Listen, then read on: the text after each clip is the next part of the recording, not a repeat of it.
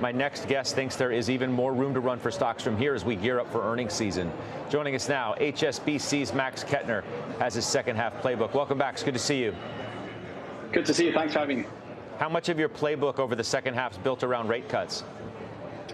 Yeah, not too much. I think as long as the Fed is signaling that the next move is a cut, I think that is the most important thing really for risk assets, whether you're in EMD, an emerging market debt, or whether you're in high yield credit, whether you're in equities. It doesn't really matter when the first cut comes. I think what really matters for risk assets overall is as long as the tail risk of they could be hiking, as long as that tail risk is taken off the table, that's totally fine, right? And then, if indeed they don't cut this year, if they're only going to cut maybe in December or maybe only in Q1 next year, as long as they continue to signal what they've done, for example, today, that they say, we're gonna grow more confident. We're just not quite there yet, but give it a bit of time, and we're gonna get more confident. That's totally fine.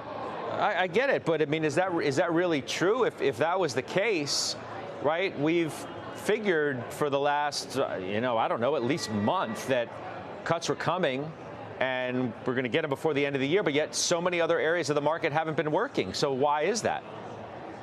I think because when we look at the last 2 months, really, we had that one pretty much a line print of CPI in April.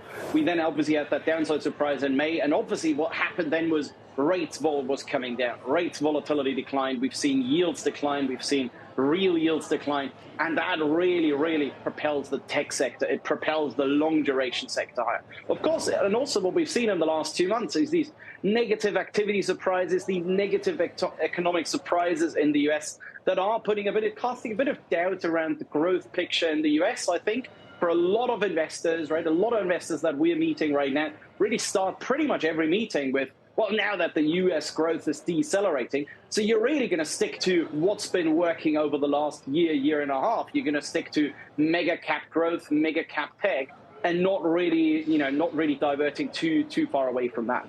It's interesting. I was looking at your notes, and then I was looking at the global markets on my screen here. And over the last month, several of the developed nation European markets, for sure, over a month have not done well, even though the ECB has already started cutting rates. Why is that? Yeah, 100%. And is there any precursor for what may happen here, as we're trying to suggest, I think some at least are, that rate cuts are going to be positive for stocks? Well, they maybe haven't been there. Why would they be here?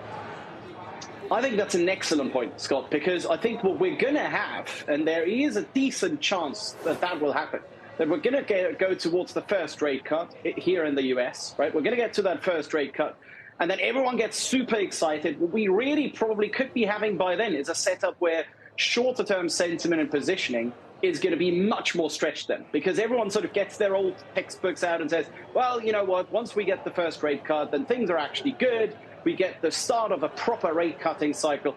Things are just like that they are traditionally.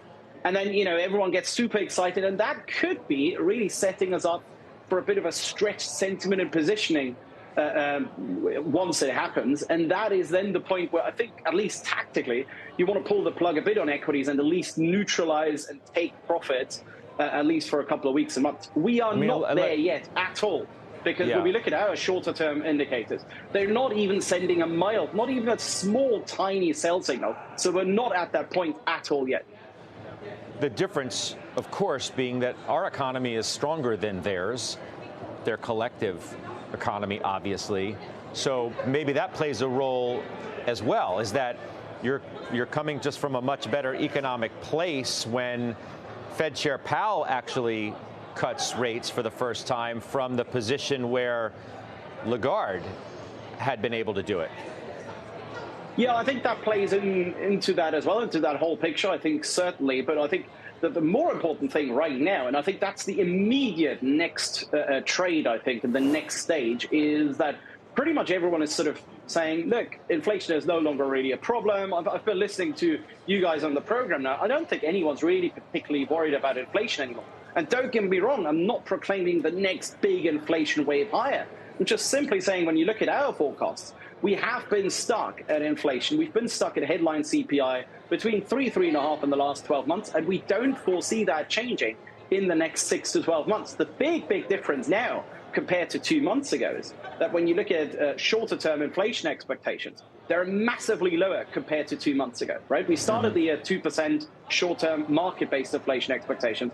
We were shooting higher to 3%. We're back at 2 now. So everyone's pretty much like, well, yeah, give it early next year, Q1 next year, and we're pretty much on target. I think that's where the danger lies, that we're only going to get maybe an ever so slight upside surprise in inflation. And that already is enough to question that whole narrative. Well, you know, the Fed already is cutting. It's probably September or December, doesn't matter, but they're definitely going to cut. And that little bit of tiny upside surprise in inflation and or even some tiny upswing in economic surprises could already be enough to really question that sort of Goldilocks narrative that the market is married to right now.